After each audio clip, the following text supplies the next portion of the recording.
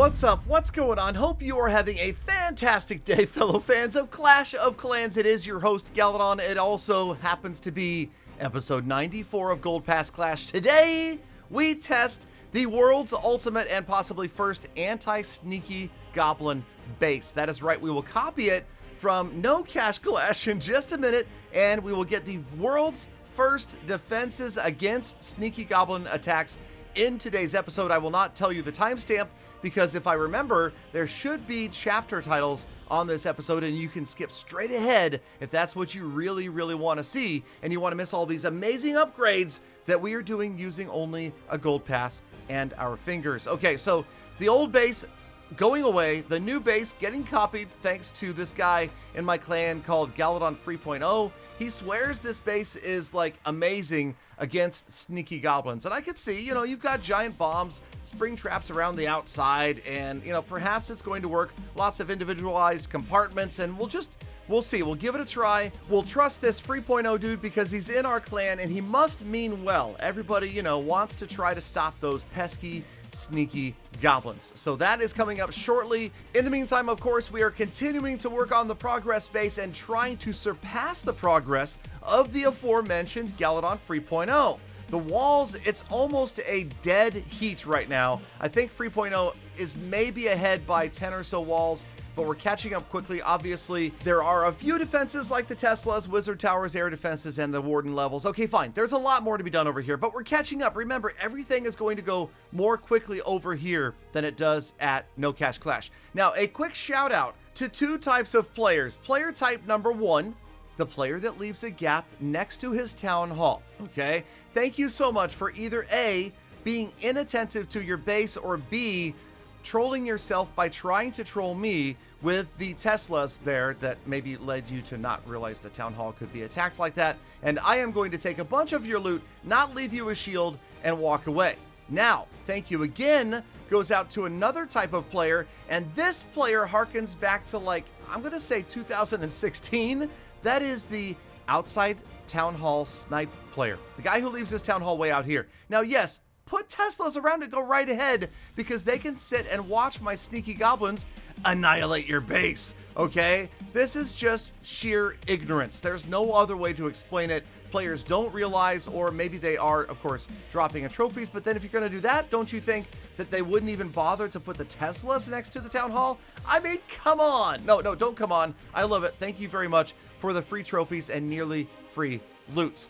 And with that being said, now sneaky goblin players all over the world can thank me because it's time to test the world's first anti-sneaky goblin base. And that's right, notice as they roll in that the traps, bombs, and mines are devastating these sneaky goblins, leaving them absolutely no chance to...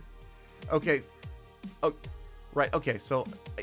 Okay, if you watched the episode where I designed this base, okay, you know that I warned you this would happen, okay?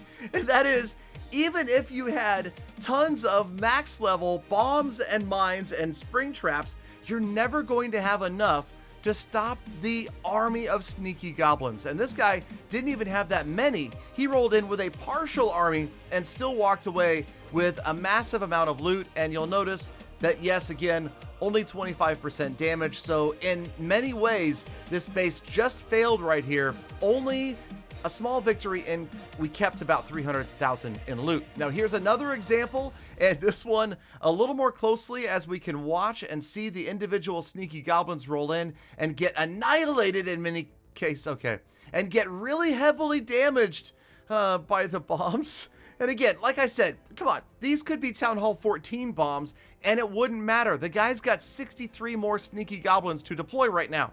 He could sit and destroy every single one of your bombs, traps, and mines, and then still have like 4 dozen sneaky goblins left to do the trick. You'll notice that these players are bringing super wall breakers and jump spells, much like I've been doing, so it kind of feels like perhaps some of these guys are watching Galadon, which is kind of a nice feeling, but either way, it doesn't matter. This is like common sense, right? You don't need to watch a video to know that sneaky goblins and super wall breakers will sneak right by those defenses and get to the key loot storages, right? And that's the other thing. We try to develop a base that would at least make it a little bit difficult. If you remember back in the day of early base design, there was this theory of alternating gold and elixir storages and mines and pumps so that players would run out of troops before they could take all of your loot. That is almost never going to happen with sneaky goblins, especially when you're patient like this player here. This is exactly how you should be doing it, just dropping in a few at a time,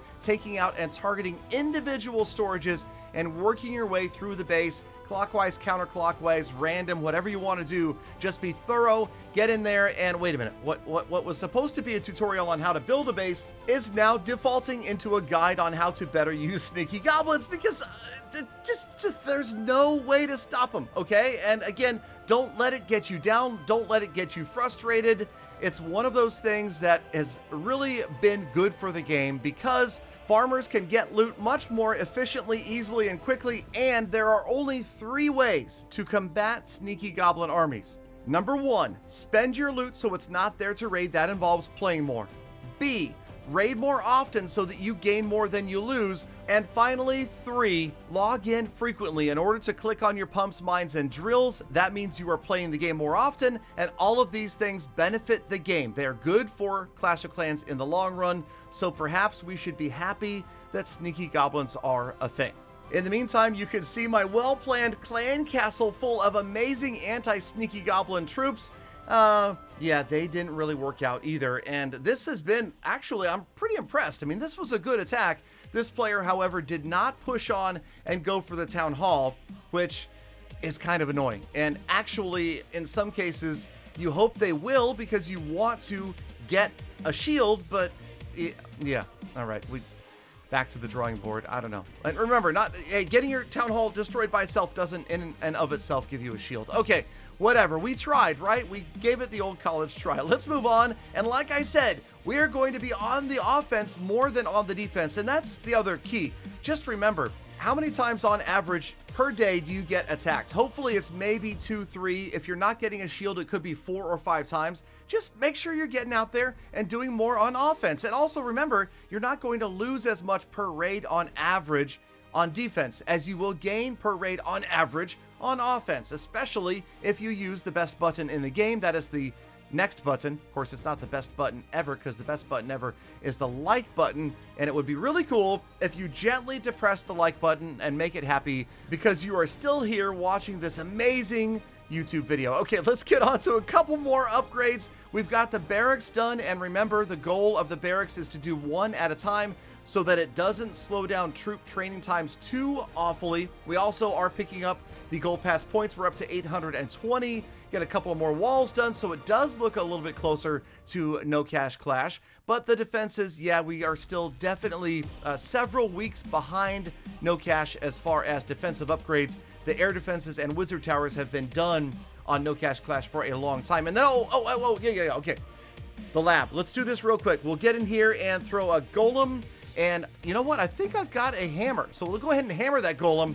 And that right there, my friends, is how you don't do it. Okay, but we wasted 3 days and 4 hours because we hammered the lower level golem. But what's 3 days and 4 hours between friends, right? Just remember to know your troop levels before you use hammers and don't make the mistake that I just did, okay? That's a little helpful hint number 94. Okay, Gold Pass Clash status report time for episode number 94. You can see the trophies. We're on our way. We're trying to get up to about 3,200. I feel like the loot's going to be much, much better up there. Like I just mentioned, we have 820 season points, but again, these episodes are a little bit behind, so don't worry, we will definitely get to the end by the end. And gems, 2357. That's right, we've got a magnum of gems ready to go. The heroes, the Grand Warden at level 35, looking good. Next goals, how about a better base? Do you have one? Stop by a Facebook live stream and let me know, and maybe I'll give it a try and put it in a future episode. Thank you, Galadon, for sticking around all the way to the end of the episode. You know you are the true hashtag Galadon, and that is why I love thinking about it. Appreciate every single one of you every single day. So get out there, make the best of the rest of it. Be kind of everyone else for this.